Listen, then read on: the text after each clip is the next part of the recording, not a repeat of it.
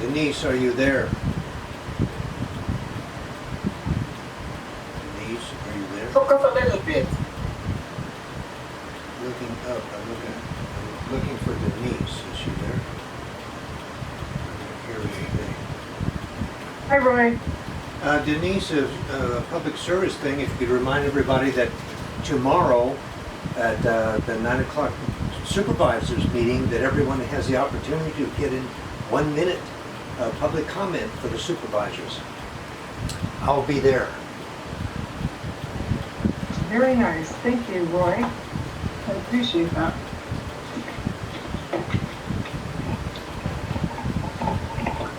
We're there. So it's all fun. Maybe if you want to warm it up.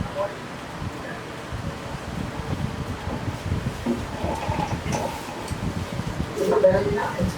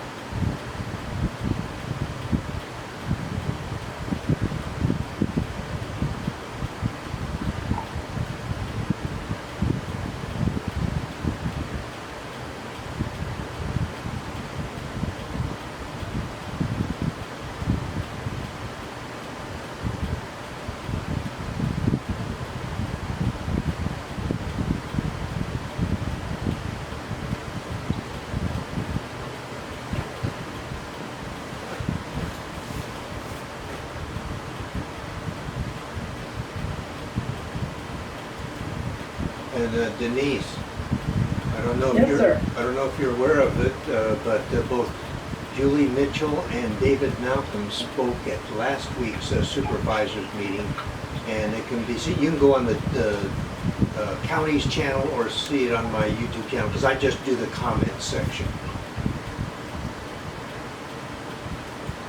Okay. Thank you. It's at 9 o'clock tomorrow morning, right?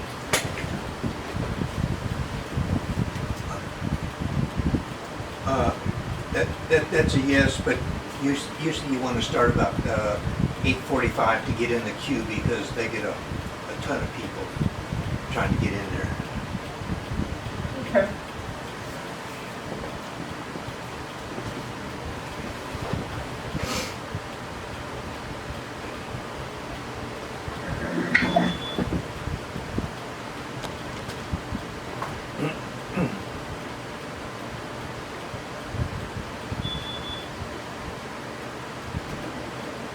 Hi, Denise. Hi, how are you? Good. How are you? It's Ghazal. I know. I get to see who's talking to me on my screen. Oh, awesome. I miss you all. Nice to see you again. Okay, we're going to go ahead and get started. Pull up the flag here.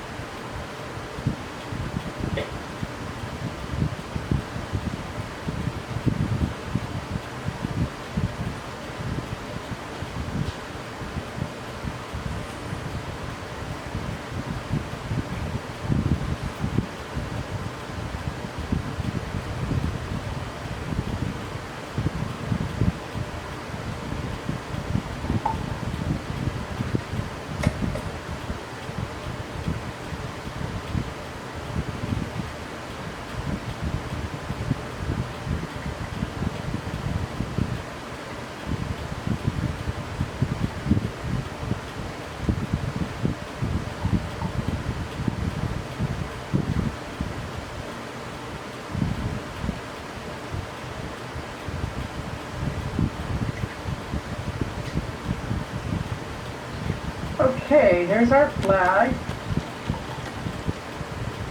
And we'll go ahead and start the meeting with our flag salute. Everybody ready? Begin.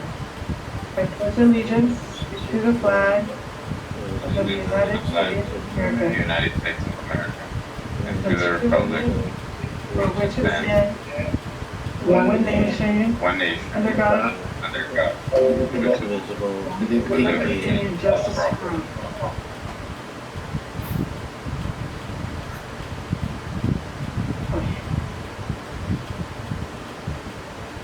Thank you.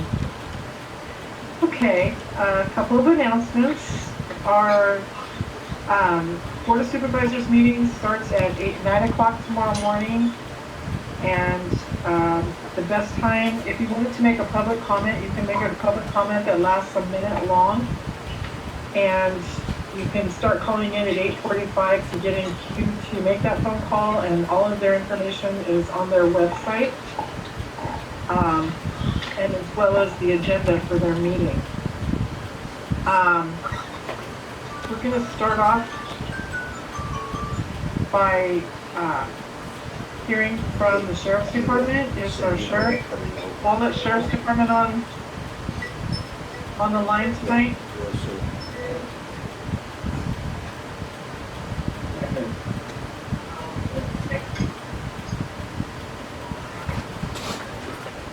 Okay, I'm not seeing Walnut Sheriff Station on. Is CHP on?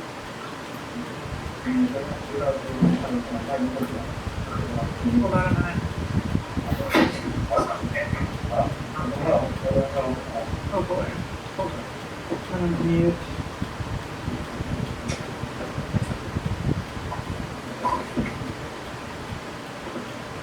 Okay, so I don't see where CHP is on as of yet.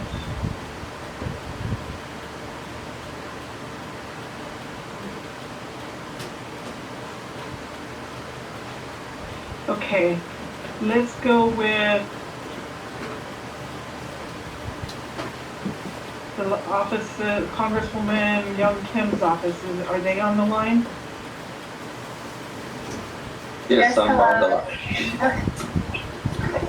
So for tonight, our field representative, John D. will be here. All right, good evening, everyone. I'm John Ding. I'm from the Congresswoman Young Kim's office. I'll be doing briefings for our district office tonight. First, I want to congratulate the Roland Heights resident Martinez from Roland High School for winning this year's congressional art competition. There's no doubt that our district is home to some of our nation's brightest creative young minds. On the legislative side, I want to mention that Congresswoman Young Kim just introduced a bill related to the STEM education called STEM Learning Act today.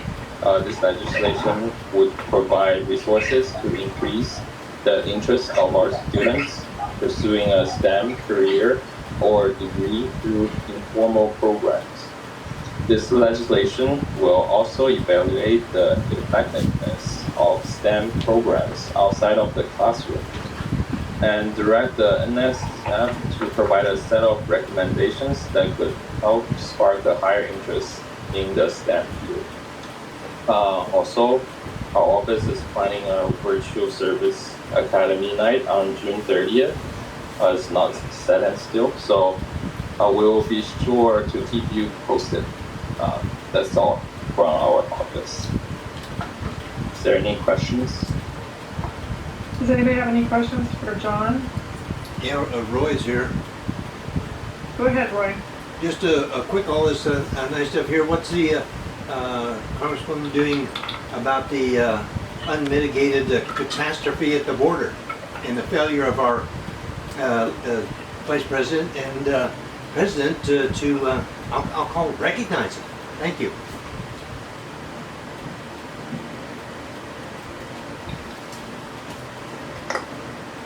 Would you like to respond to that comment, John? Sorry, I didn't quite catch it. This is a question about the border?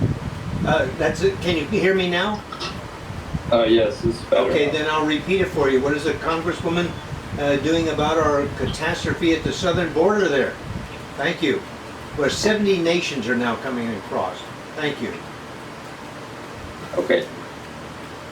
She has visited the border several weeks ago, and in the California border and also Texas border. She would like to secure the border. If you want anything else, further information, I will gladly provide you with the email. Thanks. Thank you. Are there any other questions? Okay, moving on. Thank you. The next person, I'm going to go backtracking a little bit. Los Angeles County Department of Public Health, is Melissa available? Yes, I am. Hi, everyone. Hi, Melissa. Go ahead. Okay, would it be possible to share my screen? Yes. Hold on.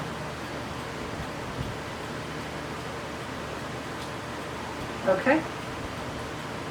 All right, thank you.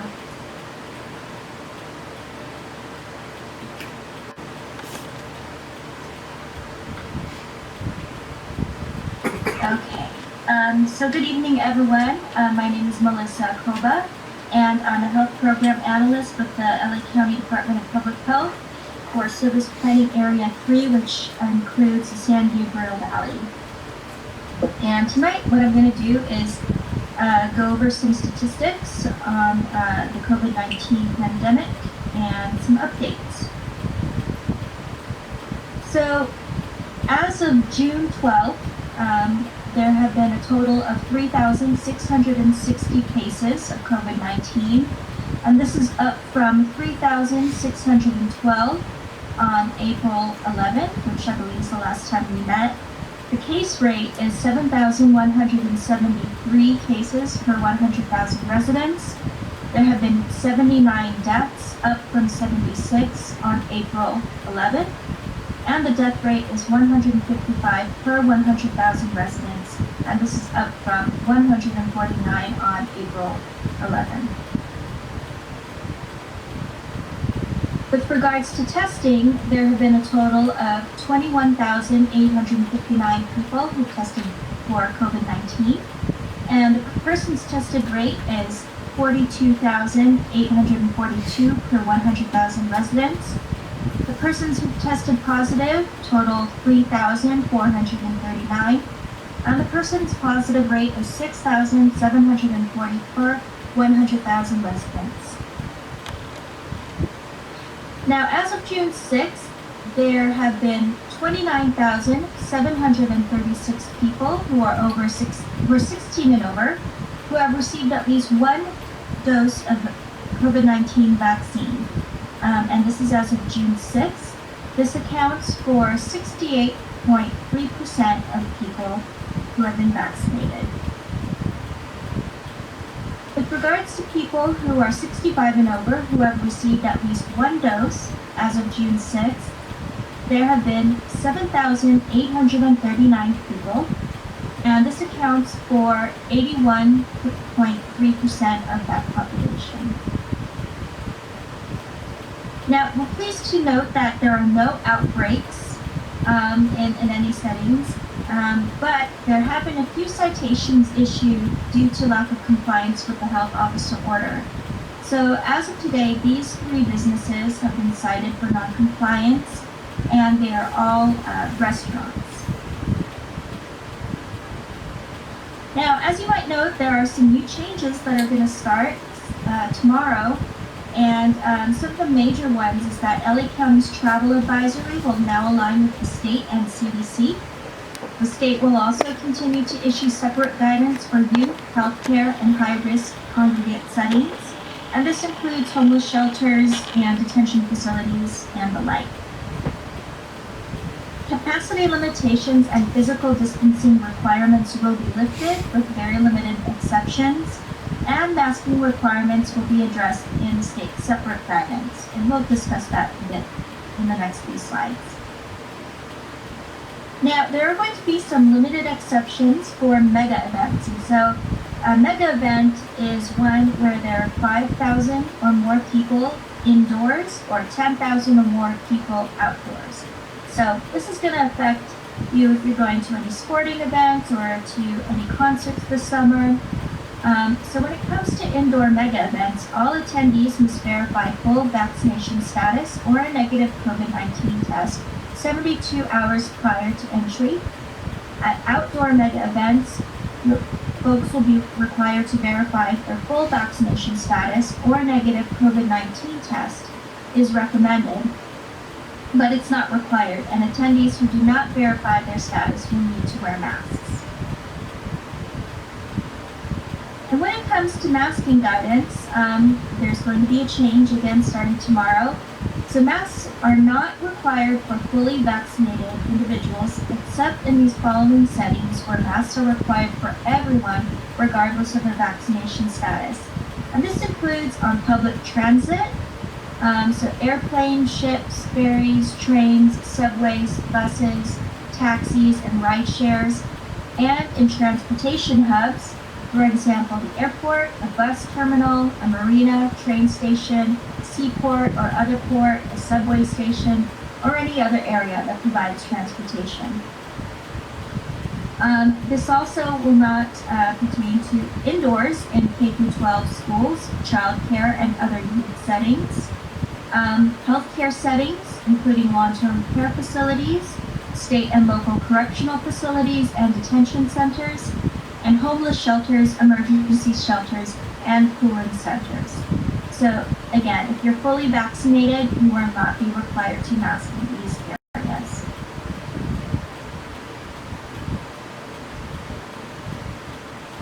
I'm sorry, these are settings where masks are required for everyone, regardless of vaccination status. Masks are required for unvaccinated individuals in indoor public settings and businesses, such as retail, restaurants, theaters, family entertainment centers, meetings, and state and local government offices serving the public.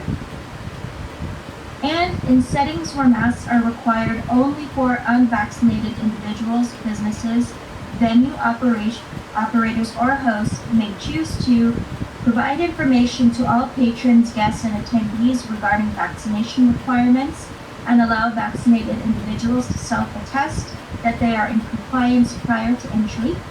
They may implement vaccine verification to determine whether individuals are required to wear a mask, or they may require all patrons to wear masks. But in any case, no person can be prevented from wearing a mask as a condition of participation in an activity or entry into a business. So if you'd like more detailed information, please feel free to visit our website. We do have a page that is specifically dedicated to COVID-19 and the new health officer order. And you can see which of the guidance is still in force and what recommendations are being put out, as well as information on which guidance has been rescinded. We also have a website that's specifically dedicated to COVID-19 vaccines. So if you have any questions, would like more information about these vaccines, please feel free to visit vaccinatelacounty.com. You'll also be able to find information about different sites that are offering the vaccine. There are currently more than 700 sites throughout LA County that are offering the vaccine, and many of them do not require an appointment. So, you can go into a pharmacy, into a clinic, into a hospital, and of course there are also many pop-up clinics happening around town. So, again, go ahead and visit vaccinatelacounty.com if you'd like more information. So with that, that's the end of my presentation, and I'd like to open it now to any questions. Are you taking questions on other public health issues? No, just this for now. Okay, thank you. But if you do have a question about another issue, what is it pertaining to? What is the question pertaining to? The establishment of public toilets so as to mitigate the transients and homeless from defecating, having no place, and they're defecating and urinating in the public view on private and public properties. And Lauren Yokomitsu knows I sent this to the supervisor. Okay, thank you. Yeah, I'm sorry, that's out of my scope. Yeah, actually, Are there any other questions? I have just a quick question. On the California, like the COVID-19 California.gov website, it shows like, are deaths being counted on that website? Because on that website, it shows -7 deaths as of today. And it's been having that negative number for the last couple of weeks. Oh, it's just today. Okay, we're talking about. I have not seen the website. Yeah, so it's COVID-19 California.gov. And it's Okay. updated at 10 a.m. Okay. So it's like the numbers there, if it's a -7 and we're reporting, it's like, it's weird, it's conflicting with what you're presenting. And this is supposed to be for the entire state of California. Okay. Well, my numbers are for LA County and Roland Heights specifically. So are we canceling out the state? No. What you're referring to is data from the California Department of Public Health, and are you looking at the state's metrics? I'm looking The state at, yeah, and there's a -7 right there. As of Is today. it for the state or for the county or for Roland Heights? It's for the state. Okay. Yeah, well again, I haven't seen that data, and the numbers that I'm providing tonight are for Roland Heights only. And then the other thing is, with June 15th being tomorrow, and then some of our restaurants being cited, I mean, that just doesn't look well. You know, if everything's opening up tomorrow and we're gonna start, kind of like policing some of our restaurants where we're supposed to be opening up. Is that the message we want to be sending? Well, these are violations that occurred prior to the reopening. So, I mean, they are given warning and they are given guidance to follow, but again, starting June 15th, that will be retired. The requirements regarding... It's about 8 hours, right? So like, not 8 hours, like 4 hours. So I just that doesn't make any sense to be, I'm thinking, supposed to be following the signs. The president and the CDC opened up going to be on masks like about a month ago. So just a little conflicted. Yeah, the LA County's guidelines have been in force, ever since, they were put into effect. So those have not changed. So even though you may have heard that there were, changes at the state or the national level, it did not happen at the county level. So does LA County not trust the CDC? it has nothing to do with trust. I mean, this is LA County having its own rules, given its own context and situation. So as you'll see here, the last citation was issued on June 3rd. And again, the changes are going to be made tomorrow. So, are there any questions? No, I don't have any questions. It just kind of looks bad. That's why I'm like, oh. Okay, thank you. Any other questions?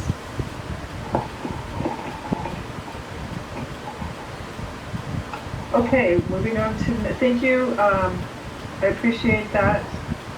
Thank you, everyone.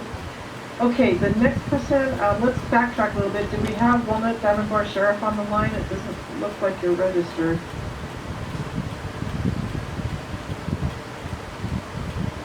Okay, do we have CHP?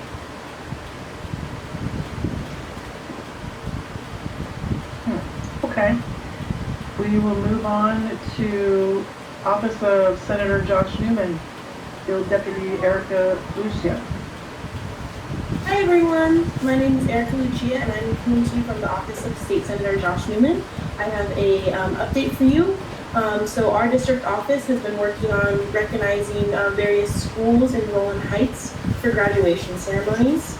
Those would include the Roland Adult School, Northam Elementary School and Jellic Elementary School. And we're providing certificates of recognition for those schools for their students who are graduating and moving on to the next level of their educational experience. Additionally, on the legislative side of things, the senator has requested funding from the state. That money would go towards the North Orange County Public Safety Task Force.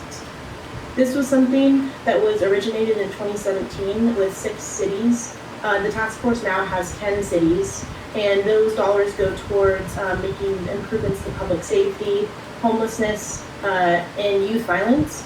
And the task force has been incredibly successful, and it's something that our cities have come to us and requested future support for. So that was something that he has posed to the legislature and to the governor, and that is awaiting approval within the budget. Additionally, the senator has requested funding to preserve the west part of Coyote Hills. It is an open space area within the city of Fullerton. It's bordered by La Habra and La Mirada, and it's a unique area. This part of our state has a very low per capita resident to open space, and it's one of the most dense areas within the whole state. So being able to preserve this part of the land to not go to development would allow the community to access public trails, and it would protect a number of species that live there, a number of birds and wildlife. And additionally, the senator had a bill he introduced within the Senate, Senate Bill 266. It added additional parcels of land to Chino Hills State Park, and this passed unanimously with bipartisan support out of the Senate, 40-0. This bill, having this bill be passed out of the Senate and now going to the Assembly, it recognizes the importance and urgency to maintain the rich biodiversity of Chino Hills and our rare wildlands that we have. Additionally, our district office has been hosting a number of vaccine clinics. They've taken place at a number of places throughout the 29th district. The first couple we had were at the Nixon Library, and then we've had them all throughout the district in coordination with SEIU, Teamsters Local 952, Southwest Carpenters Local 712, to bring its members, the family, and the community access to vaccines. So that's been a really great partnership we developed with Albertsons to administer the shots. And that is it for my update, unless anyone has any questions. Thank you. Yeah, I've got two things. One, you kind of cover borders of 2 different counties, and the cities you have include organizations. At this time, it's just something that's being done within that one county. I can bring that question back to our office, though, to see if in the future there's potential to expand with beyond the borders of the county. And also, I'd like to thank you. We were unable to get some of the litter cleared over by Fullerton Road and the freeway and Gale, etc. And for some reason, your your department was able to do it. So we are grateful to get some cleanup there. We hope we can get it done on an ongoing basis. Yes. You're welcome, Ms. Malkin. That is a request that our office put into Caltrans, and luckily they were quite expedient in responding to our request. So he's referring to the 60 freeway, the on-ramps on Fullerton Road, the on and off ramps. Caltrans went out there and did a thorough cleaning of the freeway when she was in our office, inquiring about it. Well, we appreciate it because we didn't have quite the same luck with Caltrans that you did. Yes, of course. Our office is always helpful to help constituents. If you have any issues or communication you need to do with the state agency, you can contact us anytime. And I'll put my email address into the chat. Okay, I have a comment here. This is Roy. Can you hear me? Hello? Can you hear me? Yes, Roy, go ahead. Okay, just one thing. We have a new situation at the Nogales off-ramp there with an encampment. And I've talked to Mary over at the 56th District at Caltrans, and she's guaranteed me that the senator will not have to get involved to get that one cleaned up. Another thing, I'm very grateful that the positive response from your office and that of Philip Chen as far as an ongoing topic of decriminalizing sex work / prostitution, if you want to use that term, in the state of California, and use our assets in other ways as far as the criminal and policing and that whole thing, and empty the jails from and courts of that endeavor there. And so we look forward to that in the next legislative period there, and also we do realize that it'll take a big work to get a regulatory aspect regarding that particular situation, that business model. So thank you very much. Any other questions? Thank you, Erica. We appreciate your time tonight. Next up, we have Office of Assemblymember Philip Chen. Hi everyone, this is Ghazal from Assemblymember Chen's office. I hope you all are doing well. The only update that I have for you tonight is that our office has been assisting with many constituents with their EDD issues. I will put our office email and phone number in the group chat. And if there's anything that we can do for you guys, please let us know. Thank you. Thank you, Ghazal. Any questions for Ghazal tonight? Okay, thank you very much. I appreciate your time tonight. Next up, we have Office of Supervisor Janice Hahn and Nick Holden. Hello, Denise. Can you hear me all right? Yes, we can hear you. Thank you. Okay. Great. Good evening, everyone. Nick Holden here on behalf of Supervisor Hahn's office. I have 3 updates. So we had a Rolling Heights vaccination day last month on May 29th, and that was held locally at Carolyn Rose's Park, and the Moderna vaccine was given out. So that was a good, that close resource. And looking at June 29th to have the second dose at that same location, Carolyn Rose's Park. And a couple weeks ago, there was a groundbreaking at Shabaram Park for dog park, Park, looking at having a ribbon cutting for this grand opening later this year, or in early January next year. And then also the Rolling Heights Summer Crime Suppression Team was also started with Walnut Diamond Bar Sheriffs, and that's just providing additional deputies out in the summer months since the days are longer, and units available tasked with making arrests. So those are the updates that I have for tonight. Are there any questions? Do you have any questions? Nick? Yes. Any dates set yet for when county offices will open up again? Right, yes, that is a question we have been getting a little bit. So we currently don't have a date set in terms of when the county office will be opening up again to the public, and in-person participation will start again for board meetings. We should have some more guidance in the next couple weeks or so, and we will definitely keep you all updated when that does become available again. And anything about parks and recreation, indoors activities? Indoor activities, I don't have a date yet. I can check with Parks and Rec on that to find out what their schedule is looking like, and then get back to you. Okay, That would be great, Nick, because we're going to need to start opening up our meetings again at some point. Right, yep. Absolutely. Okay, a question for Nick. Can you hear me, Nick? Yes. This is Roy. I can hear you, Roy. Okay, question.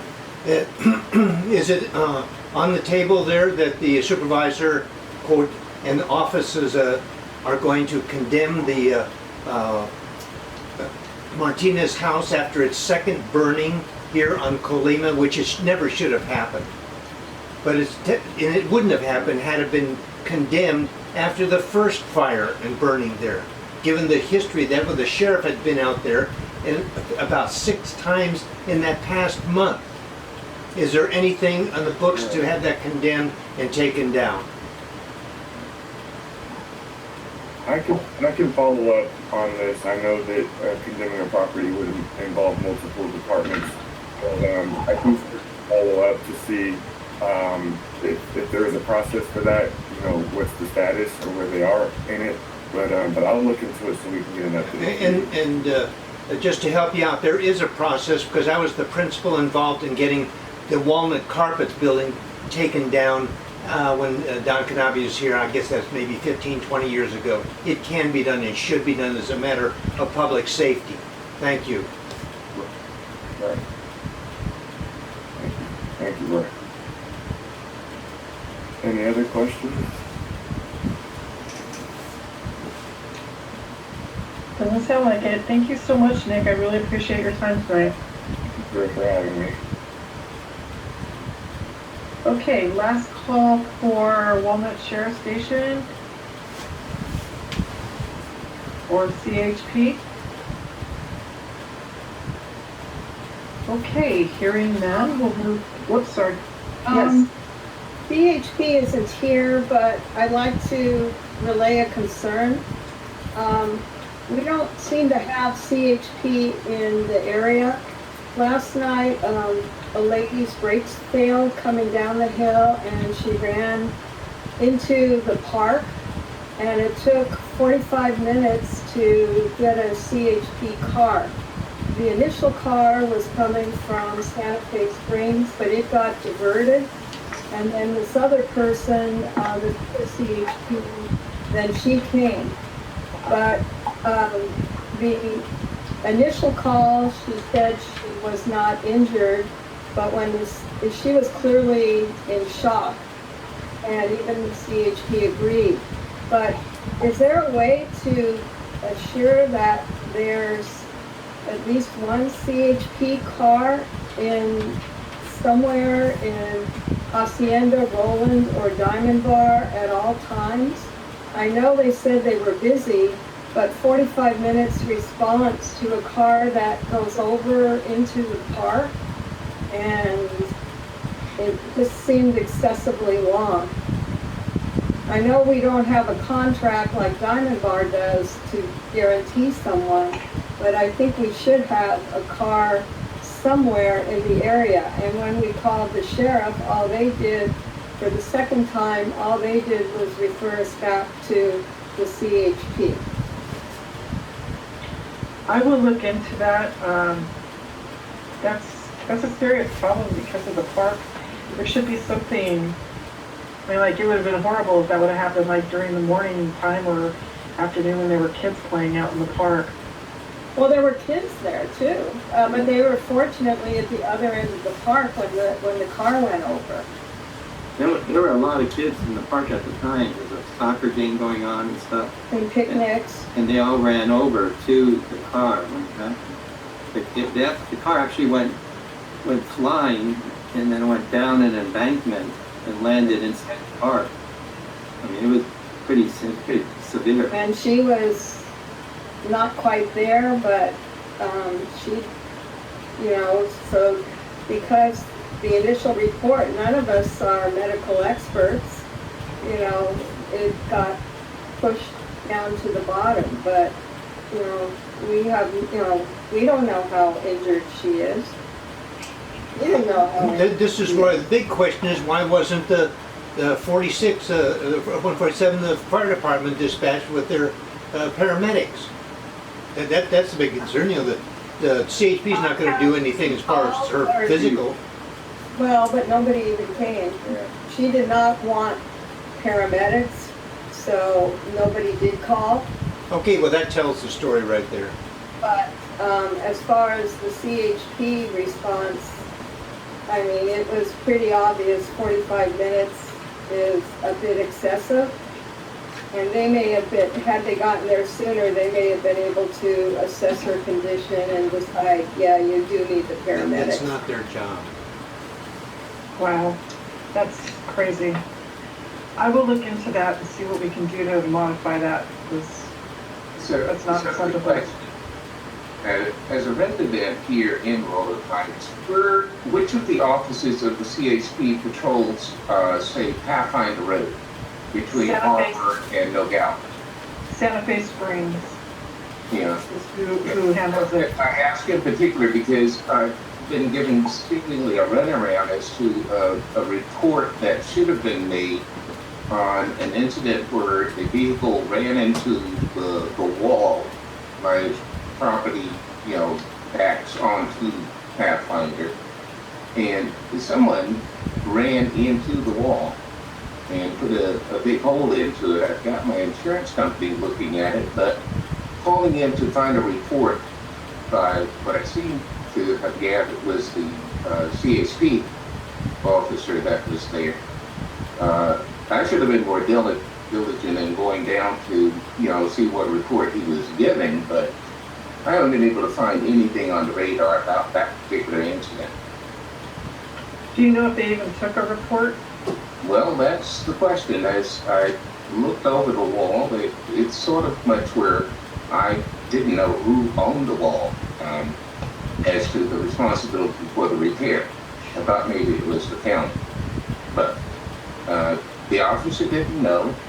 I called the county roads and maintenance.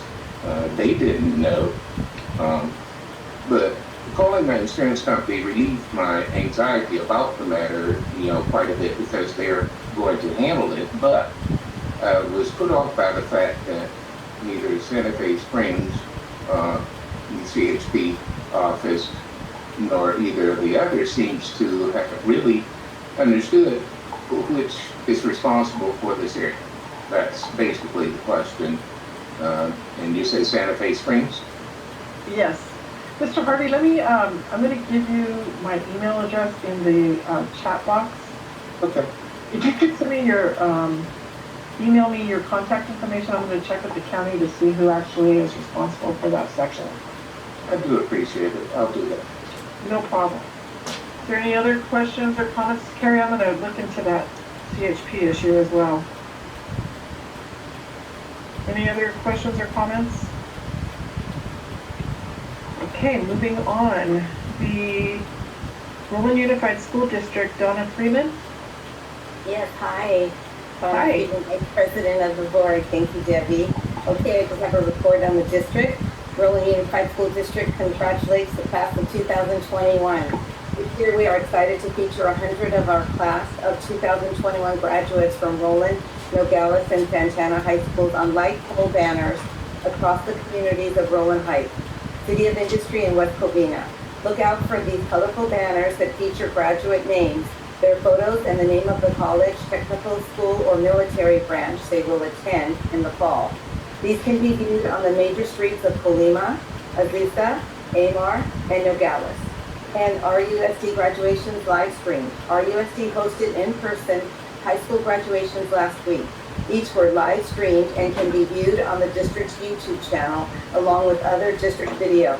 And I was able to attend the Ray Nogales High School and Santana graduations, and social distancing was used, and the graduates were very excited to be there in person.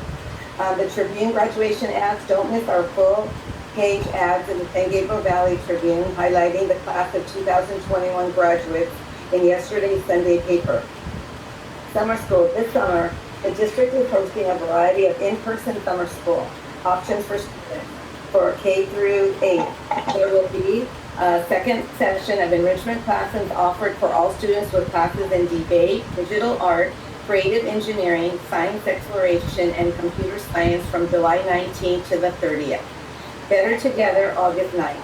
The district will be welcoming back students to campuses for in-person instruction for the 2021-2022 school year starting on August 9th. And I've attended many events, but one I wanted to mention was the Spring Festival, where Roland High School and Nogales High School orchestras performed. And the Nogales High School Advanced Art class decided to put pictures with the music while we watched it online. And they did a time lapse, so it looked like the picture was coming to life while they were playing the music. It was just incredible. All right, are there any questions? Okay, thank you very much. Thank you, Donna. Oh, sorry, David, go ahead. Did you mention the adult ed graduation? Yes, I said race. I could have said adult education instead of race, I guess. Okay. Both of them, all four. Yep, David and I were both there. Well, all five of us actually went to the adult education one, which was really nice. All five board members were there. Thank you. Sorry, David. I'm glad you told me. Berlin Unified has a quite extensive program for people in the community that want to take additional classes or get their GED or learn a language or get their citizenship. It's all done through Roland Adult Education. So if anybody's online right now that want to take a class, sign up. We offer it.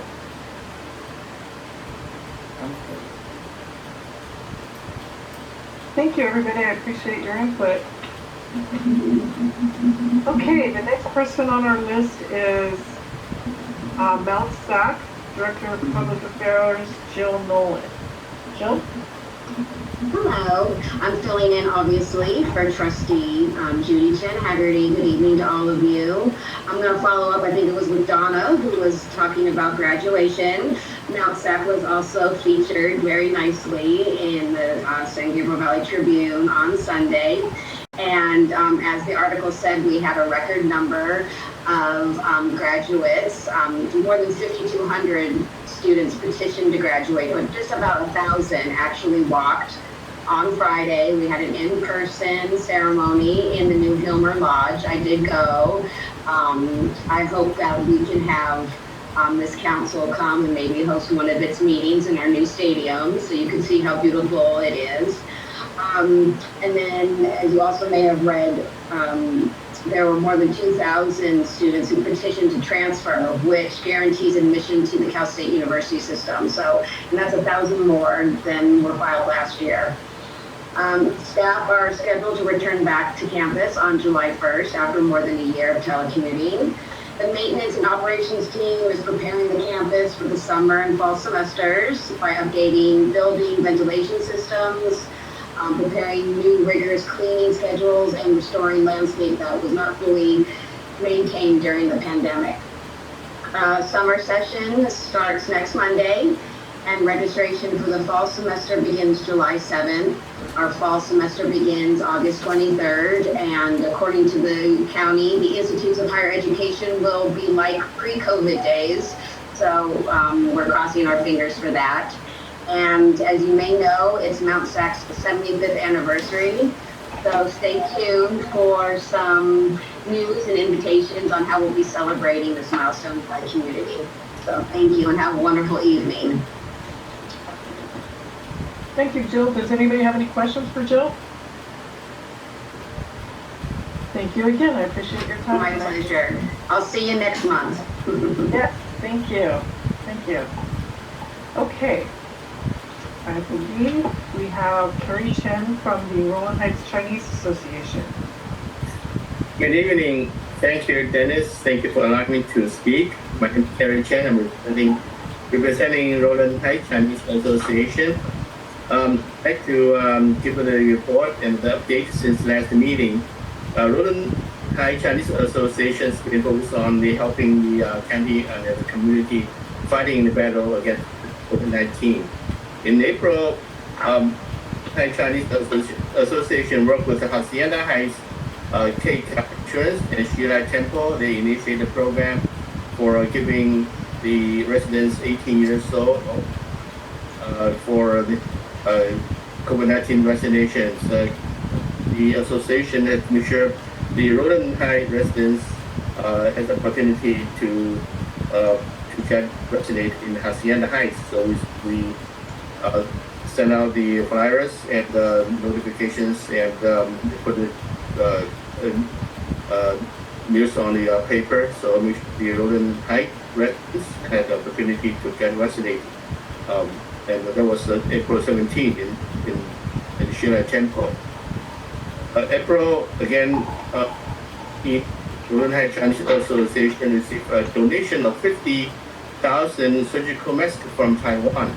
The Taiwan and Rhode Island Chinese Association donated to Rhode Island Unit School District for 50,000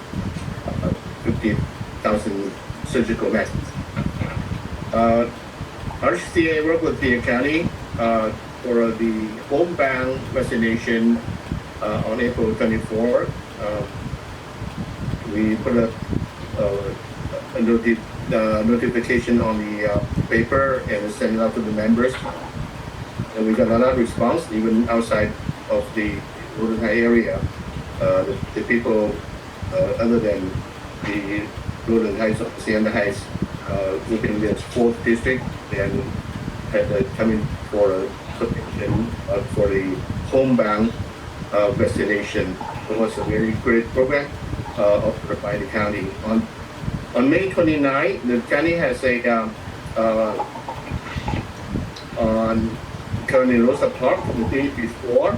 The Chinese Association supported county and had a door-to-door, knocking door-to-door walk in the neighborhood with Nick and Lauren and David Martinez and one of our walked door-to-door to notify the residents opportunity for the vaccination in Colonel Rosa Park. Thank you. Any questions? Thank you, Carrie. Do we have any questions? There's just a reminder, Carrie, to remind us, today is the official Zongzi Day, where this little rice cake was thrown into the river to save the sacred philosopher and China in the Chu dynasty from being eaten by the fish. He was very, very much respected. Thank you. Thank you, Roy. Any other questions? Okay, moving on. Thank you very much, Carrie Chen. I really appreciate your help. Thank you. Okay, so we've reached the end of our agenda, and our speaker for tonight will be a continuation of the April meeting that we had. Before I introduce Me Kim and James Trevino, I would like to make a couple of announcements. Our first announcement is that membership dues are due in July. It's just a reminder. If you'd like to make a payment, you can send it to our P.O. Box, which is on our website at roland-heights.org. Also, our bylaws require us to provide a proposed slate of officers for 2021-2022. We have myself as the president.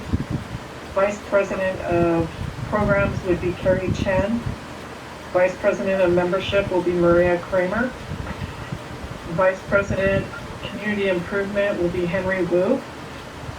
Treasurer will be Yvette Romo. Recording Secretary will be Bonnie Duenas. Corresponding Secretary is a vacant position, and Historian will be David Koo. Do we have anybody who's interested in serving on the board for 2021-22? Okay, hearing none, I will go ahead and ask if there's any objections to these proposed slates of officers. Thank you. We will accept the slate of officers for 2021-2022. Thank you, everybody. Okay, so Me Kim and James Trevino are from the Los Angeles County Regional Planning Office.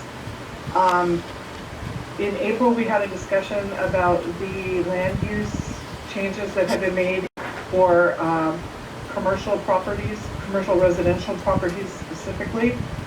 And we wanted to open it up to questions for them in relationship to those changes, what is allowed, what is not allowed. So James, are you going to be presenting, or is Me Kim going to be presenting? Both me, Kim, and I will be presenting, and we can share our screens when the group is ready. Okay, let me go ahead and give you that presenter status. I don't know if I can get... Me, do you want me to share my screen, or do you want to share the presentation with Tanya Gillette?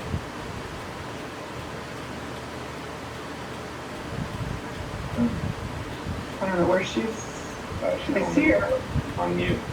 Yeah. Okay, well, I'll just...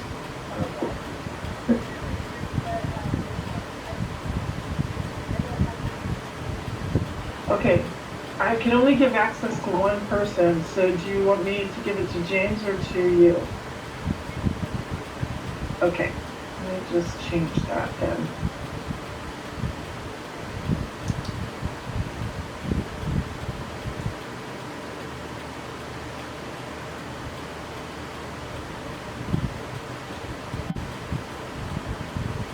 Oh crap, I think I just disconnected him.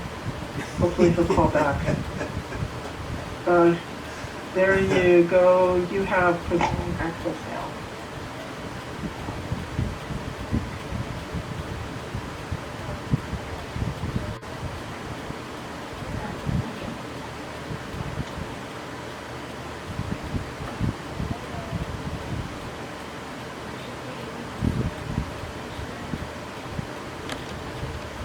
Hi James, sorry about that. I didn't mean to disconnect you.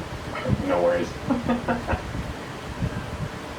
Started our presentation. So, hi everybody. So I'm joined today by James Drevno. Isla could not be with us today, but I will be actually, to the best that I can, I will answer questions about housing and on the presentation that she gave at our last meeting. But just to refresh your memory about what we had talked about, and the part that we had presented was about the East San Gabriel Valley Area Plan. So we have a presentation ready for you because it's been a couple months since we presented, and we have some, additional information we wanted to share with you. I think at our last meeting we shared that we have been meeting with the Community Improvement and Development Subcommittee for the last few months, and so I wanted to actually provide some information on the documents that we've received, as well as the purpose and the intent of not only the area plan, but also of the community plan update and the CSD update. So with that, just very quickly, these are slides that you've seen before. The map of the project area, just to put it into context, to kind of, again, give you some information on the document that we're working on. The document that we're working on is the area plan, and that's a plan that's in between the countywide general plan and the more community-specific community plan, which Rowland Heights has. Not all the communities have community plans, but Rowland Heights and Hacienda Heights within our project area has an existing community plan. Now, that means that the area plan will have to respond both ways. On the one hand, it has to implement the general plan, the countywide general plan. It has to be consistent with the goals and policies that are laid out in that general plan. And on the other hand, we have to be responsive to more local needs, community-specific needs. And so this is just a way of showing that the area plan is a regional document. The area plan has 9 elements. One of the elements is land use, but as you can see, the others are economic development, community character and design, mobility, natural resources and open space, environmental justice, health and safety, public services and facilities, cultural and historic resources. And again, the area plan will have community-specific chapters for each of the 24 communities within the area plan project area. We are getting some help to do this. So we've applied for a couple grants. And so through the grant funding, we'll be getting help with the land use element. economic development element, community character and design, higher density housing design guidelines, environmental impact, and the environmental impact report. We also have a consultant working on the East San Gabriel Valley Mobility Action Plan. And that document is being prepared in partnership with SCAG. We're also actually working on a capital improvement plan for the East San Gabriel Valley as well. And all of these documents, as we develop them, will be shared with you. As I mentioned before, this area does include 24 communities, and the community plans that we will be updating as part of this effort are the Rowland Heights Community Plan and the Hacienda Heights Community Plan. And because Rowland Heights also has a CSD, we will be updating the CSD as part of this effort. So what does it mean in terms of, sorry, are you able to see the full screen, or is part of the screen covered by, covered? Could you let me know? Oh, you can see the whole thing, okay, good. So in terms of the Rowland Heights Community Plan update, this I pulled from the existing community plan, which was adopted in 1980, I believe, or 84. And so I wanted to go over the goals of the Rowland Heights Community Plan as stated. I think these goals are still, they still apply today. I don't think that we will be changing the goals of the community plan. And those goals are maintain the rural atmosphere of the community through the preservation of natural hillsides and vegetation and the livestock keeping areas. Maintain single-family character of the community, improve traffic circulation, balance projected growth and development with environmental considerations, beautify commercial areas and highways, preserve major ridgelines and riparian corridors, expand recreational facilities, including parks, equestrian and hiking trails, and bikeways. What's amazing is that 40 years later, these goals are still applicable today. And we will be working towards these goals. Or I should say that these goals for the community plan hasn't changed. Oh no, oh good. Sorry about that. So just a couple of, data for you on population and housing units. And this information about the 1978 and 2000 population housing units, they come directly from the Rowland Heights Community Plan itself. So the Rowland Heights Community Plan notes that in 1978, there's a population of 34,000 people and 9,240 housing units. And then in 2000, so they projected that by 2000, there would be 51,000 folks, and that there would be housing units of 14,700. The actual number, since we know the figures for 2000 is actually 15,090 housing units. We looked at the most recent data, and I think this is American Community Survey, which is, and as soon as we get the latest census information, we can update this information. But the latest information that we have for population for Rowland Heights is 49,817 folks and 15,338 units. So you can see that in from year 2000 to 2019, there was about less than 300 housing units that were added to Rowland Heights. This is a graph of the types of land use in Rowland Heights, and not only Rowland Heights, but actually in the project area itself.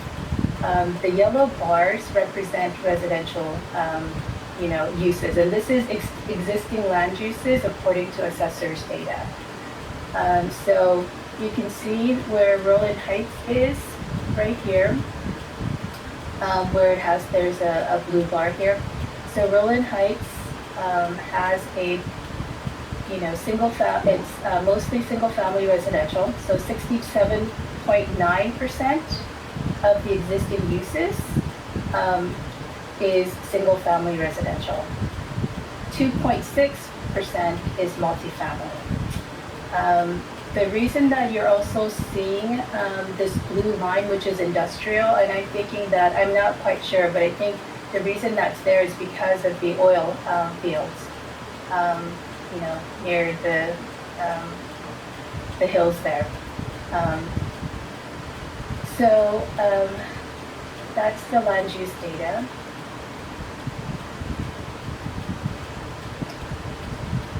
Quick question, if you don't mind.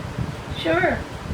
South San Gabriel, is that still considered an incorporated area? I don't see it on the list here. Yeah, it's not. So the communities that we serve are the unincorporated communities, and South San Gabriel is I believe a city, right? It's not a city. Oh, it is not a city. So there might be a unincorporated South San Gabriel, in which case that's in the West San Gabriel Valley planning area. So this project that we're focusing on, the areas are generally east of the 605 freeway, generally south of Evangelos National Forest, all the way out to the county line. So Hacienda Heights, Roland Heights. Okay, thank you. Yeah, thanks, James. So any other questions?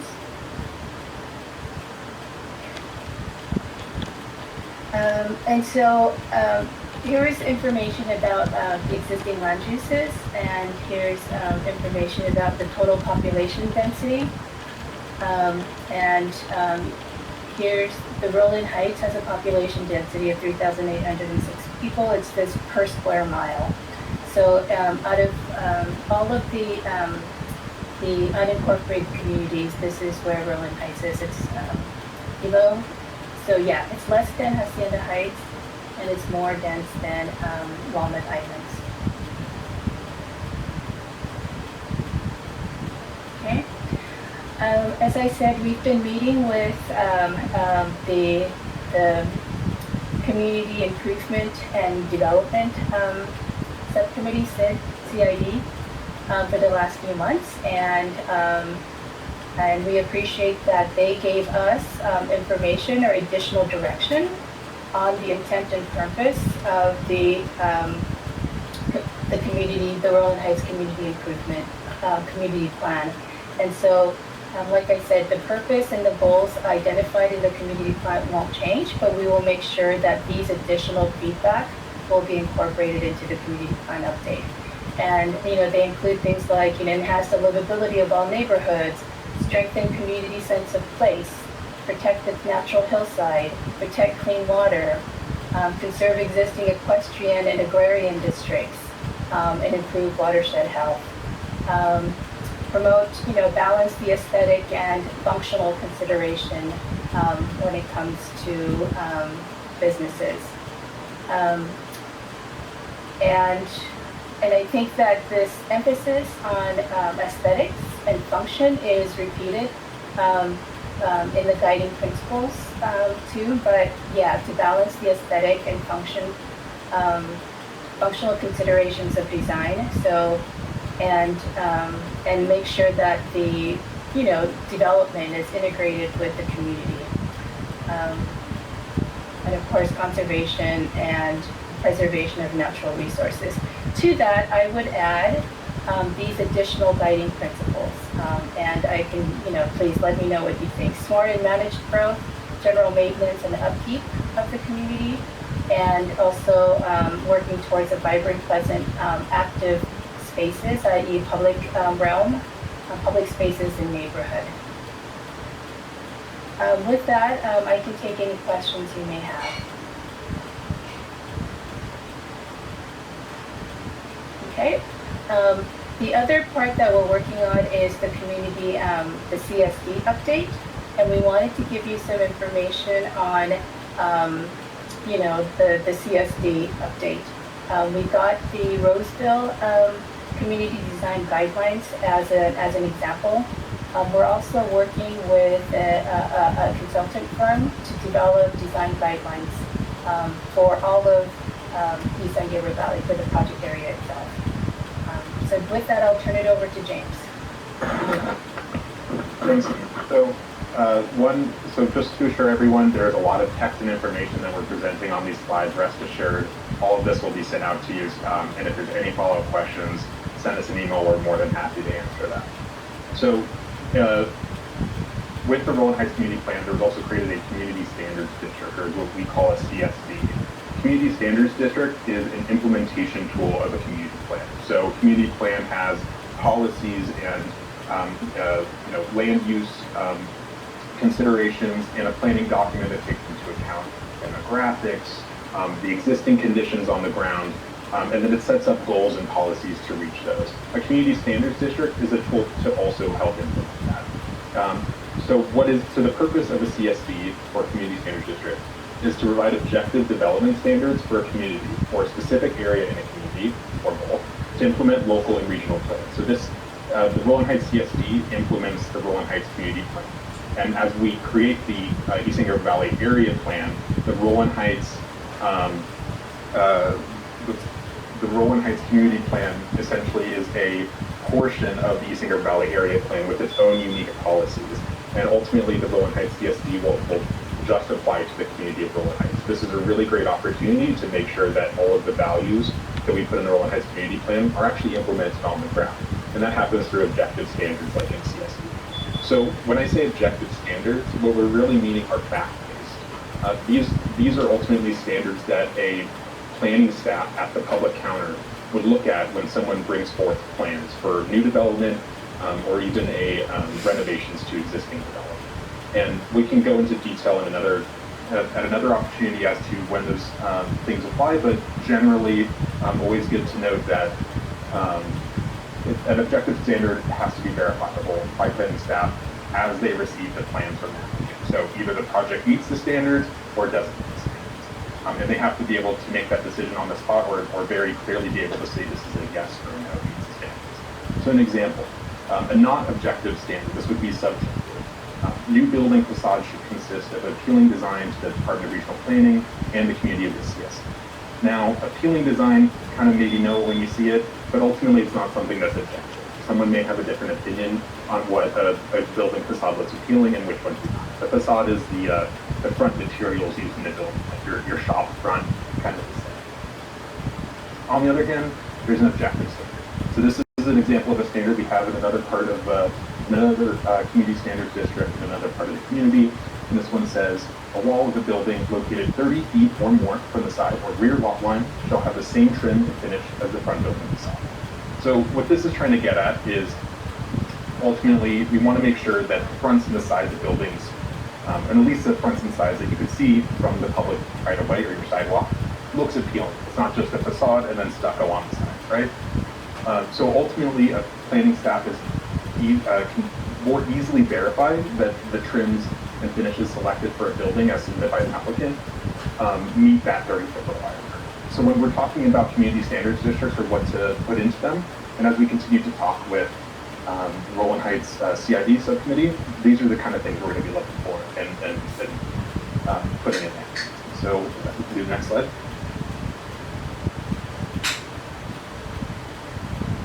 All right, so I know we kind of laid out a lot of goals and intent. These are, I will just be talking about some general concepts for the commercial areas. So these would be areas along Colima Road, and so there's certainly elements of residential areas that may be touched by the community standards district. However, just for the sake of this discussion or this presentation, we're just going to be talking about commercial areas, so areas that are zoned for commercial purposes. So the goals, and all of these goals are actually pulled out of the Roseville design guidelines. These are, the city of Roseville was highlighted by the CID subcommittee as design guidelines that they feel that the Rowland Heights community could emulate. And so these aren't certainly the only goals, but these are definitely goals that have been identified by members of the Rolling Heights Community Building Council already. So with that, so good design, so things that form and function, long-lasting, so high-quality commercial areas that will stick around and not necessarily dilapidate too quickly. Sustainable, so incorporating sustainable features, ones that are harmonious, so making sure that commercial properties just aren't on their own on the street and you have to enter and exit each development to try and get to another store, that to make sure that they're, that when new commercial properties come along, that they can easily connect to other places too. So you don't have all this congestion on Colima trying to get in and out of parking lots, right? That's a big deal. So with that, next slide. Oh, I think we jumped ahead a little bit. Sorry, my No mouse worries. is rolling. It's not, doesn't work very well. No worries. All right, so just a couple more design goals, and we don't have too many slides left. So thanks everyone for sticking around. So identities, making sure that when you're in a commercial area in Rolling Heights, you know that you're in Rolling Heights and you enjoy it and you really appreciate this kind of gathering spaces there. Natural features. So when a commercial area has natural features like hillsides, like native trees, we want to make sure that we protect those in the overall design.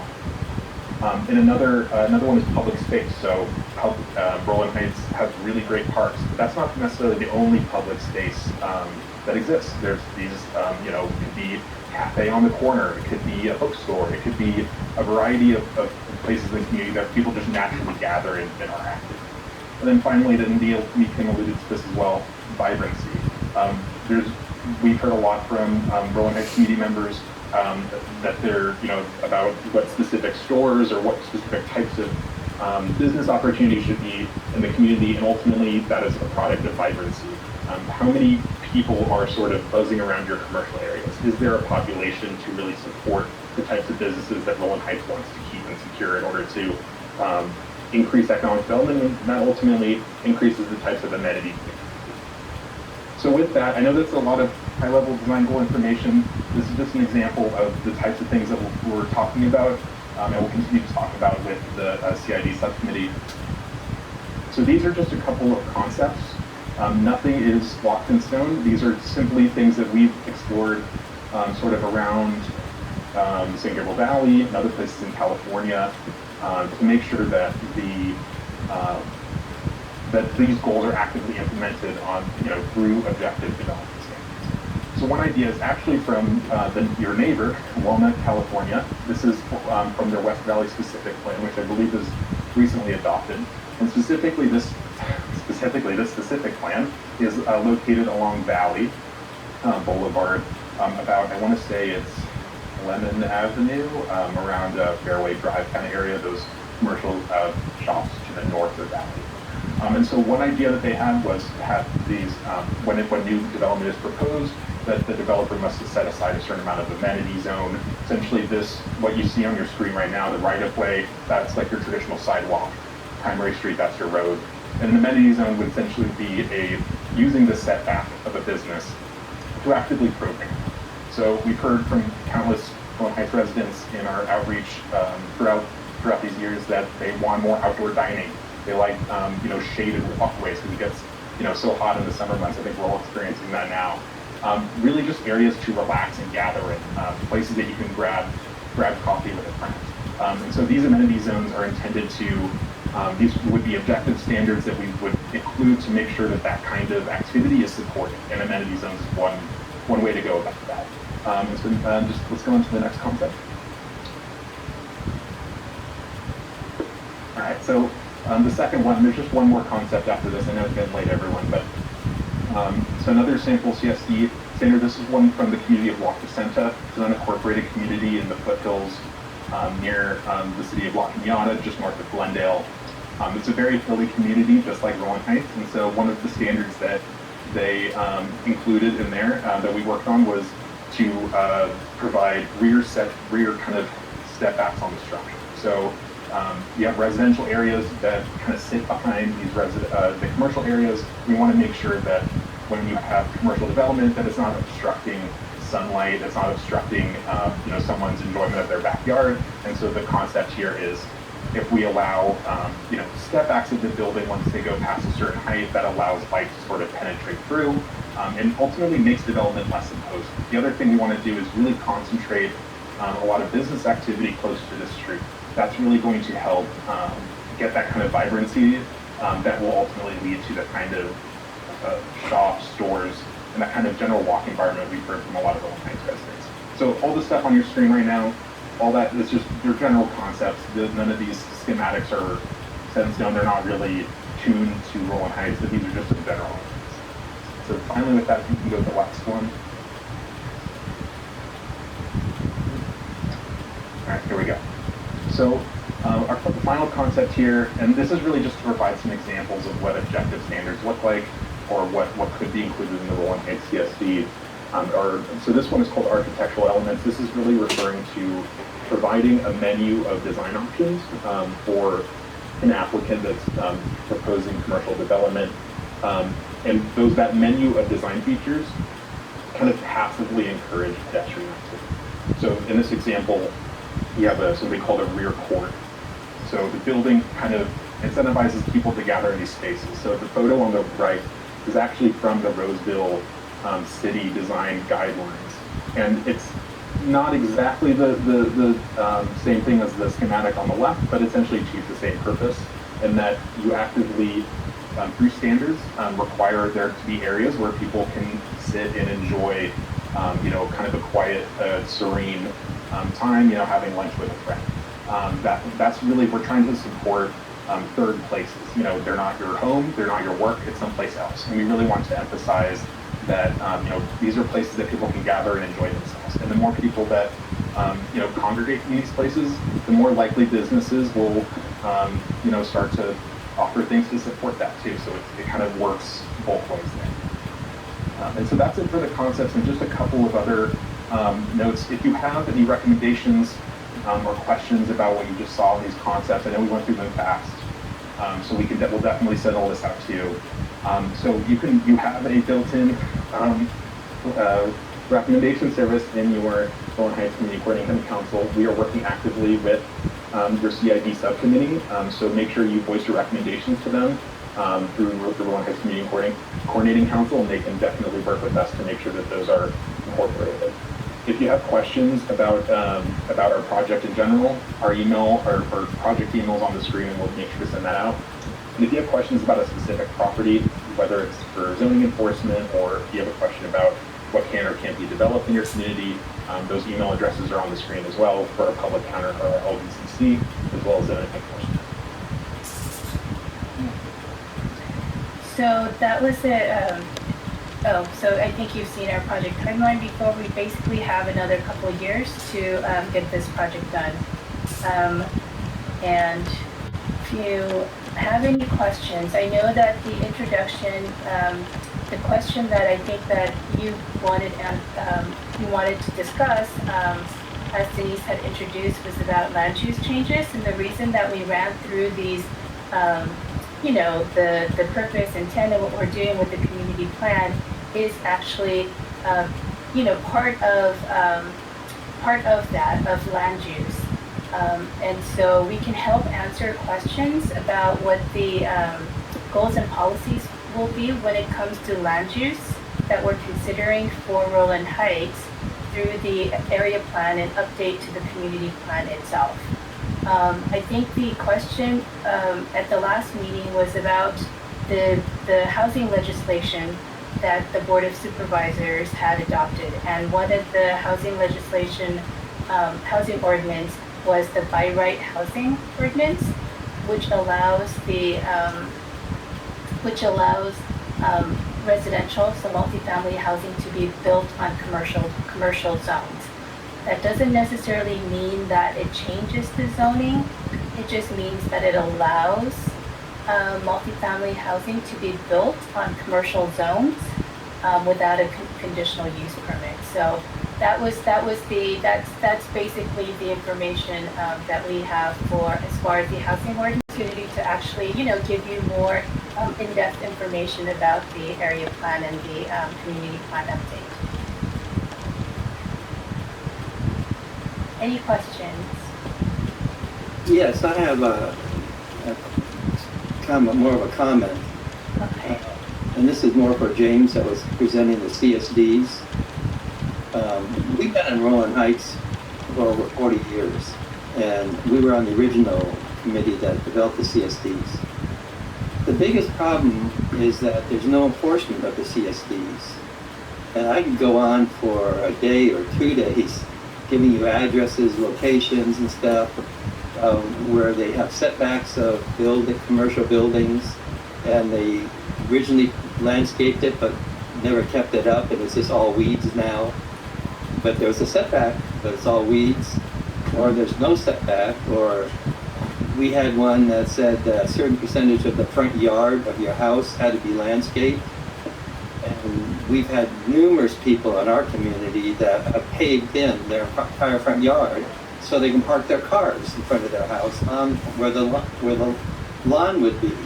When I called the county to complain, they said, we don't know anything about CSDs. That's not up to us. And so these CSDs look good on paper, but if you're not going to enforce them, I just don't see what the purpose behind them are. Right, and so we definitely appreciate that concern. I think a few things here. So I'm sure that there's definitely a lot of issues with enforcement of these development standards. I think a big thing that we need to rely on too is making sure that people are actively reporting it with our zoning enforcement staff. I know that their policy is that they don't do roving inspections. They have to have a specific report filed with them for them to be able to conduct the sites. I think with quarantine and with the pandemic, there's been a lot of issues with being able to do those inspections safely, and so I know that they're now going back out and starting to conduct those. But I think the big takeaway here is to we do actively enforce on those development standards, but it really requires a lot of that community feedback, and apologies if that hasn't been responded to as well in the past. But I think that's definitely it really works best when we have active communication of these issues and towards the enforcement staff. And so I think for all the other parts, sorry, go ahead. Yeah. Way before the pandemic. And then what happens is people don't maintain their homes, and they're in this terrible disrepair. And then you call up to find out, if they can be cited. Well, there's a water shortage, so we really can't cite them. Or you have a certain number of parking spaces that are needed in a commercial strip mall or whatever.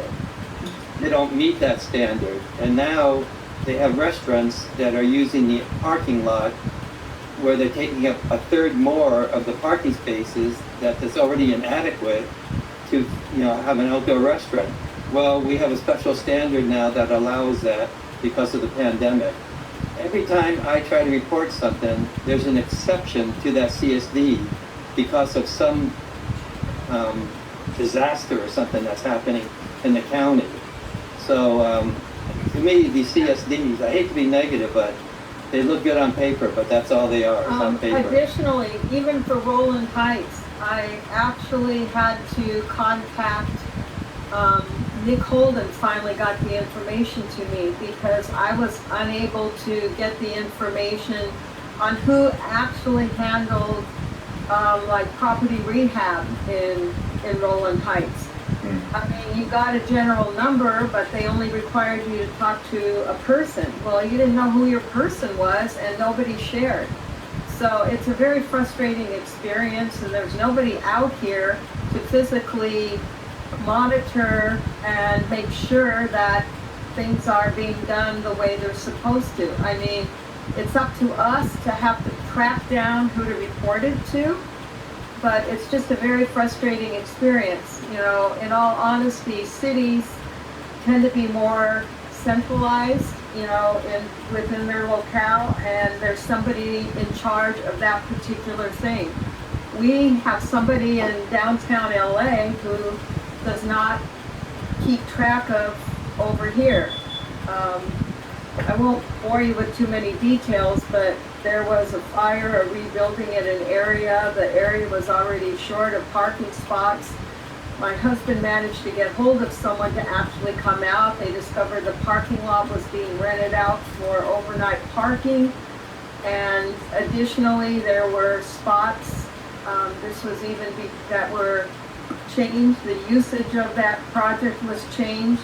And this restaurant, of course, now with the new ordinance, being able to have parking in the parking lot, I mean, there's nothing that we can do. And any cars are going to impact the neighboring residents and commercial buildings because it's totally inadequate and things there's no one out here to oversee and enforce. I'll put it that way. I know that parking and traffic are two major issues for you all. And I know that, we've been hearing about that for years.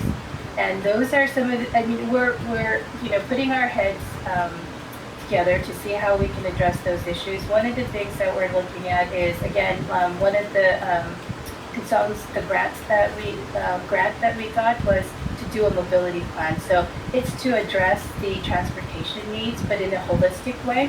So not just focusing on parking or not just focusing on traffic, because that's a symptom of something else. So for example, when it comes to traffic, it's about people who are cutting through and to get to the freeways because it's faster to do that using local streets. And so we have to try to find ways to actually slow down traffic so that it actually is a disincentive for them to be on a local street rather than use that to get to work. So things like that, we're looking at these issues and we're addressing that. David, I was in, before my present position now in advanced planning, working on policy documents. Before that, I was in zoning permits.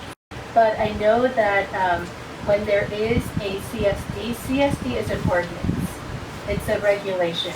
And I know that we were really careful about making sure that the CSD standards were applied to every single plan that we reviewed.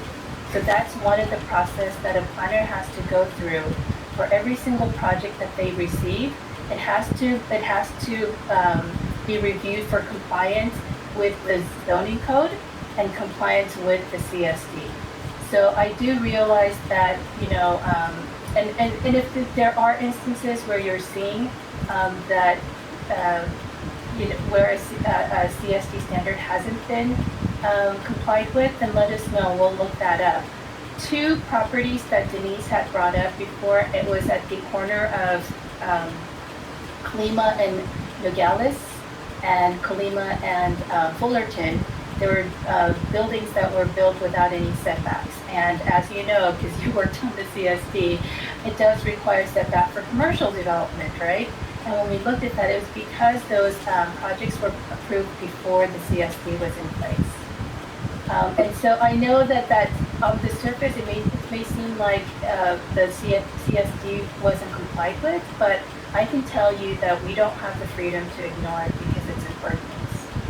Well, I'm glad you mentioned the pass-through traffic because that's a sensitive issue right now. Yeah. The other from Orange County over Fullerton Road to the 50 freeway is a major thoroughfare. And with the grade separation at Fullerton Road and 60 freeway, there was money allocated to widen Fullerton Road. That widening of Fullerton Road, that money has been drawn back. Yeah. And so Fullerton Road will not be widened now.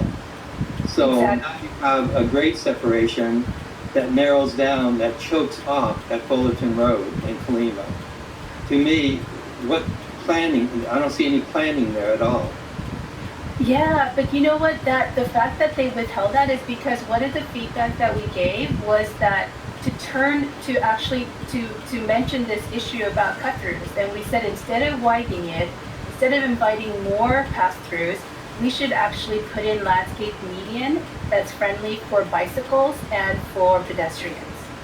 And landscape those medians. We can do like street landscaping, street furniture, make it attractive. There's visual aesthetic ways of slowing down traffic. When you have this wide open space, people tend to speed. You know, it's an invitation to speed, but if you can bring the space through trees and through, you know, medians and things like that, make it more intimate, it actually slows down traffic. There's like traffic calming measures that could be used to do that. And those are some of the things we'll be recommending in the community plan update. Me, I think that you're confused because I don't know that the speeding is the problem. It's the amount of traffic that goes through those areas. Yes, at night there's a lot of speeding, but I don't think, I mean, I can tell you on Fullerton Road where David is speaking of, I spent over 40 minutes sitting from just where the freeway is just to make the left-hand turn on Gale. I saw your email, yeah. And that's just not, and it's not going to change until, you know, everything is fixed the way it should have been to begin with. But we're not given any kind of, I mean, putting bicycle lanes in that area is only going to create more chaos. Well, it has to work in tandem, right? We have to disincentivize people cut-throughs. Oh, okay. You know, we have to pass-throughs, and we have to make it painful enough for them so that they don't use it to pass through. Okay, how would you just discourage people from coming over Fullerton Road, because that's a huge, Orange County to the 60 freeway is a huge problem. You don't have very many ways. Yeah, slowing down traffic more so that, you know, like it's not as attractive to use that road as, you know, other ways. I'm not an expert, but I think there were 2 studies that the coordinating council did commission from Cal Poly, and there were some really great suggestions in there about how to do that. So I'll be looking at those studies. We'll be also looking to our consultant who may have recommendations about this. Question. Number one, and I want to reiterate, Denise, how do you slow down traffic which is already gridlocked? And 2, we have been trying to get lights synced on Fullerton Road ever since they started this project, and we've yet to do it. And, you know, again, this is very frustrating. So you're trying to slow it down, and we're already gridlocked. So how do you slow down gridlock? You can't. There's no alternative. There's no north-south streets. There's nothing. So, and you're trying to slow it down? And sinking pipes would help, but we've been calling for months. For years. To get those lights synced, and to date, they have not been synced. The light syncing is, I think that might be within like Public Works' jurisdiction, so we can look at that. And what I mean by slowing down, meaning I find ways, and not that I have all the answers, and I totally hear you. You've been telling us for years about the traffic problem. We are trying to find ways to respond to that. This is Roy. Does Roy get a chance to speak? The ideas that we have is to make it less attractive for those pass-through vehicles, and make it so that it actually is for like local traffic. I'm sorry. Yes, Roy, you had your hand up. One thing I cannot fathom. I can't even believe the things that you're saying. A bicycle lane and everything. We need traffic to move, not to halt it. I can't even believe it. And I'm recording this, going to put it on my YouTube channel so other people can hear this insanity. And today, enforcement is everything. If you haven't got it, you might as well take the stuff off of the books. And as far as, you know, the Fullerton Road and all the excuses, I got the email from James Yang, the excuses that they want to do for pulling the money on that issue. And Dave, do you need another reason to become a city? It doesn't guarantee anything but opportunity to break this cycle of, it's incredible that we're being shackled by these people at the county. It's all this is terrible. And I'm just glad I'm recording this for other people to see the insanity, to slow down traffic. That's crazy. So you think that a bicycle lane? Oh, please, don't talk to me about bicycle lanes. Please. You also think that So you also think that, strategies for making it unattractive? Oh, please, can we stop that insanity? Stop the insanity here. You treat us like we're children. You're like we're stepchildren here. This is an embarrassment. And it doesn't work. No matter what it costs to get away from the county, we need to break that chain to get away from the county. And this is all you need. Dave, do you need another reason? Pay whatever it costs, whatever ransom it takes to break this cycle, for God's sake. Okay, but then, do you think that we should widen, Fullerton Road instead? But you can talk to Janice Hahn about this and Lauren Yokomitsa. They know well what my position is on it. You can go to my YouTube channel and see the same stuff. Please. Okay, let somebody else talk. This is gee, an embarrassment. I have a question for her. Have you ever driven on Fullerton Road? Yes, we've been out in Garland Heights a few times as on-site visits. At 5 o'clock, at 6 o'clock, at 7 in the morning, at 6 in the morning? And you know what happens when they get gridlocked? Then they come up to where I live, if they live here, and they're speeding on Pathfinder. So you actually need to forget the bicycle lanes, because there's not many people that have bicycles that ride in the area, and you need to widen the road.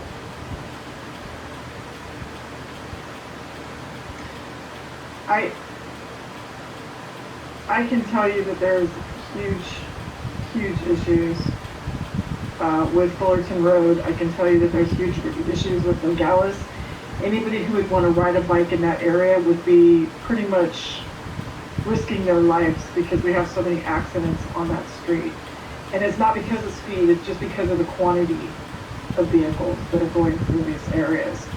And so maybe what the alternative would be for the county to do a traffic study on what the needs are of our community, especially if the county is considering putting high-density apartment buildings into the commercial residential areas that they're considering. And so this is, on the one hand, we hear that in the commercial areas that you want a walkable, pedestrian-friendly, commercial area. And if obviously those commercial areas is along those major corridors, right? It's along your Fullerton, it's along Colima, it's along Nogales and so forth. And so keep in mind that we are planning for 20, 30, 40 years out. I know what the conditions are like now, but we want to see changes in the community so that you don't have these problems in the future. So we're looking at ways that we can actually manage those issues, so that we can deal with this problem. But then, so how do you on the one hand you're saying widen that, then that just invites more traffic, right? That is so stupid. That's been the case. It's like the wider the street gets, has that ever relieved traffic? Okay, here's the problem is me, and I'll give you a perfect example. Here's Nogales. A few years back, we had Nogales completely widened. It made the trains so that they went underneath the bridge, the trains go over Nogales now instead of through Nogales. They fixed that, and then they turned around. The county turned around and approved 2 6-story hotels right on the same corner of Gale and Nogales. So basically, what they did was they widened the road to fix the problems that we were having, which they're trying to do on Fullerton Road. And then what they do is they approve projects that just densify the traffic again. So it's a planning issue. It's not I don't know how to explain it. If you put bicycles in that situation, you're going to have even more problems.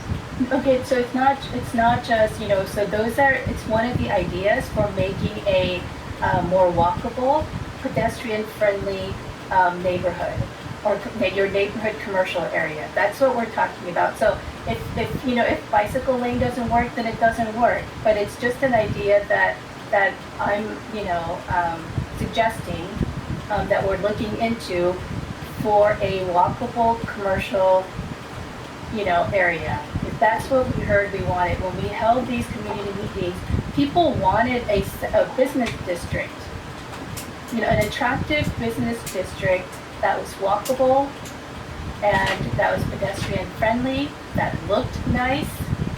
But if we actually plan for cars, which, Rowland Heights is planned for, then all that, in the next 20, 30, 40 years, instead of getting people out of their cars, we're actually we still have an infrastructure that actually invites more people to drive. And the idea of those, saying a bicycle lane is because ultimately we want to get people out of their cars and provide the infrastructure so that they can walk, or they can, when they do neighborhood errands, that they can actually ride their bicycle, whatever it is may be the case, to run the errands. Or maybe there's a local circulator. So these are ideas that we're looking into. Because if we want something like that, we have to plan for it now.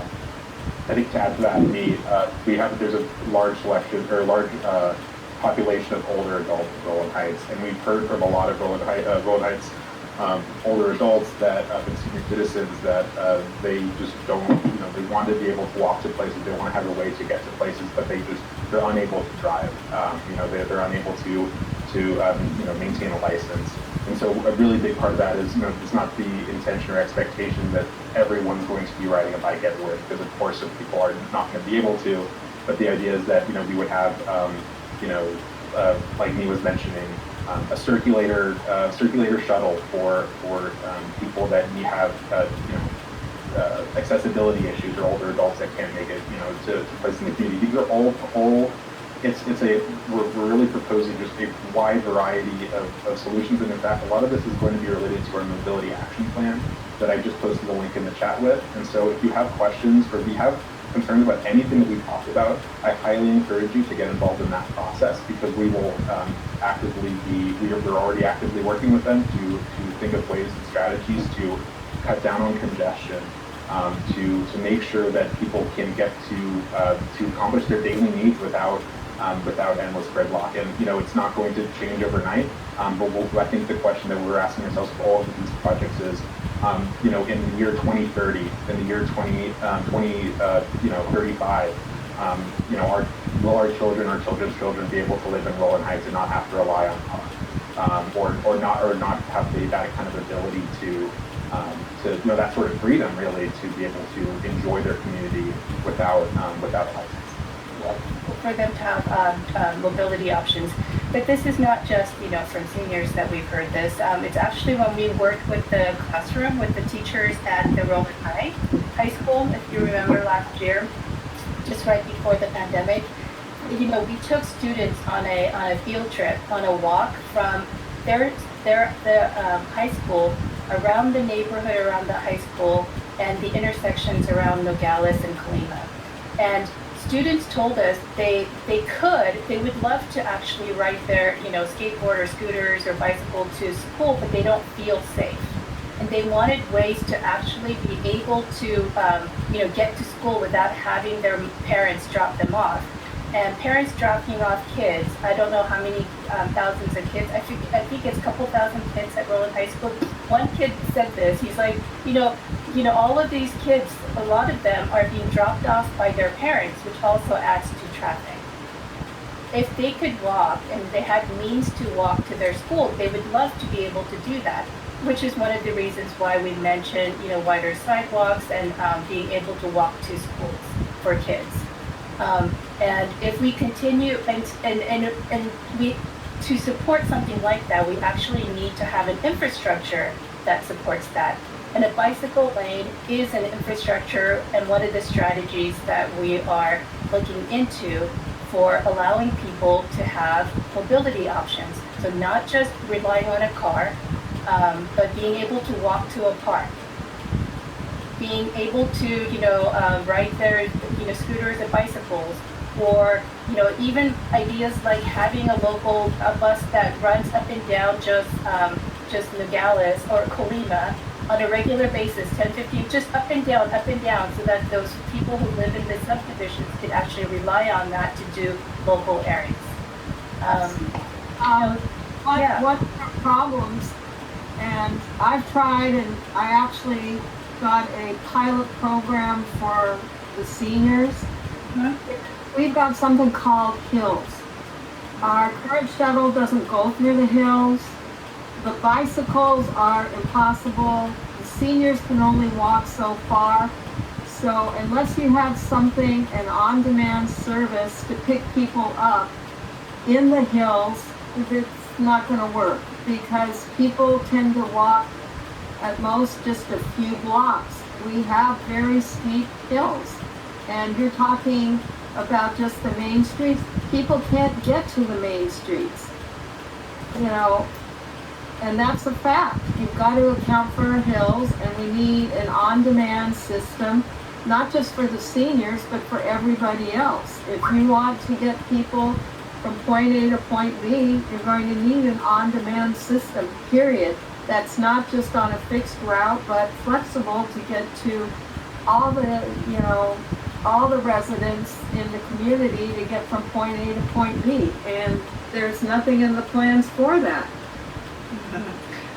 Well, certainly this on-demand transportation, it could be something that we can suggest that our zones look into. So I think there's ideas about like micro transit and things like that that we can certainly look into. Truthfully, it took me a very long time to even get this pilot program going. And for seniors. How did it go? Well, 24-hour notice to get through. Yeah, it took let's just say letting the information out did not go smoothly. You know, when it was not smooth. It's currently into, I guess it started in May. I have no idea how it's going. It's, you know, I have no idea. There's been no advertising by the county, no flyers sent out. We used to have a little magazine called The Connections. That would be a way of communicating. It's up to us, and then I had to have them redo the flyer because I got them, it only runs 3 days a week, certain hours, and it covers both Roland and Hacienda Heights. There's one van that you can call if it's available. We'll take them to medical appointments as far as Kaiser Baldwin Park and St. Jude Hospital. So you're covering one van to cover both communities with far extremes. And the first flyer did not even indicate that it would take them to these medical facilities. It was set up for failure before it even started. Yeah, and the first flyer didn't even indicate that, so it took another month to get the second flyer, and it's up to us to notify people in the community that it's there. So that's how these systems work.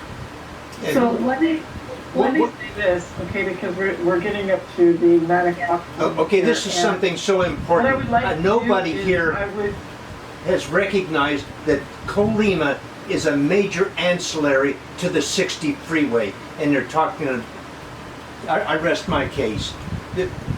Dave, city, lead the charge. I agree with 100%, Roy, which is very rare, but I want to say that anybody who is interested in this particular CSD update, please contact that email that's on the screen, because we've been working with them for about 3 months trying to express our concerns, and we need as many people as we can possibly get that have input on this.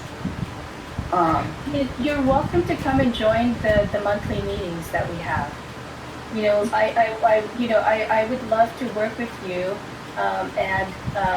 you know, and if you have ideas for how we could do that, because part of what these the area plan will have, and it'll be at the community level, there will be implementation actions that we will be writing in. So these micro transit ideas, we can actually, that could become an implementation action that we include as part of the community plan. It doesn't necessarily have to be a shuttle. I know that I think James has more information on this than I do, but it's like that Go Monrovia you know, program where it's a partnership with like Uber drivers or Lyft drivers, I think, something like this, where we could rely on existing programs and you know, transportation options. to do that. So there are things that we can talk about. So yeah, please. I mean, if you want to, it's an open group. We ask for recommendations on other people who can come and join us in that group to actually help problem solve the issues that you've mentioned. The last person to say that I have, all the solutions, or I know what's best for the community. We want to actually hear from you. We also want to work with you. We want to problem solve with you to find solutions to the things that you're mentioning. Yeah, and if you want us to come back and talk to you about other issues, we can do that too. Okay. Okay. So, would you like to put your information, or the information that's here on this screen is the best way to get a hold of them? Our meetings that we've been having are on the first Thursday of each month. If you're interested in that, just forward me your email and I will be happy to put you on that list of people that are meeting. If you guys have any further questions, obviously you should email them to me, Kim, or James.